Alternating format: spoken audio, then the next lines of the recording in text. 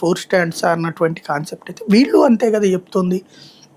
వీళ్ళు ముందు ఏం చెప్పారు, రాజధాని అన్నటువంటిది విజయవాడలో అన్నారు. విజయవాడ నుంచి విజయవాడ గుంటూరు మధ్య అన్నారు. తీరా చూస్తే ఆ విజయవాడ గుంటూరు మధ్య పోయి ఆ లోపలికి వెళ్ళింది నెంబర్ 2. నెంబర్ 3 వచ్చేటప్పటికి విజయవాడ గుంటూరు అమరావతి ఇదే 29 గ్రామాలు కలిపి అని చెప్పి ఇప్పుడు ఓన్లీ 29 గ్రామాలే పెడుతున్నారు. 29 గ్రామాల రాజధానినే ఇప్పుడు చట్టబద్ధత చేశారు, మిగతా రాజధానిని కాదు.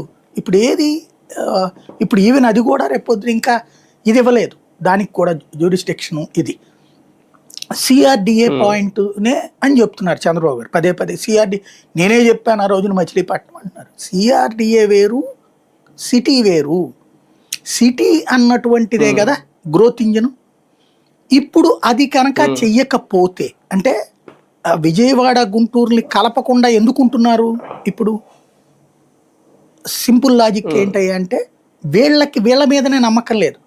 రేపు మళ్ళీ గెలిస్తే చేస్తారేమో వీళ్ళు విజయవాడ గుంటూరులు కలపడం. ఎందుకంటే రేపు మళ్ళీ ఓడిపోతామేమో మనం, అప్పుడు జగన్ వచ్చేస్తాడేమో, వచ్చేసి ఈ విజయవాడ గుంటూరులు కనుక కలిపితే అందులోకి తీసుకెళ్లి పెట్టేస్తాడేమో. ఆ ఊరి మధ్యలో ఇప్పుడు విజయవాడ గుంటూరు హైవే అంటున్నాడు కదా, అప్పుడు పెడతాడు మచిలీపట్నంలో అసెంబ్లీను, విజయవాడలో సెక్రటేరియట్, గుంటూరులో హైకోర్టు అంటే.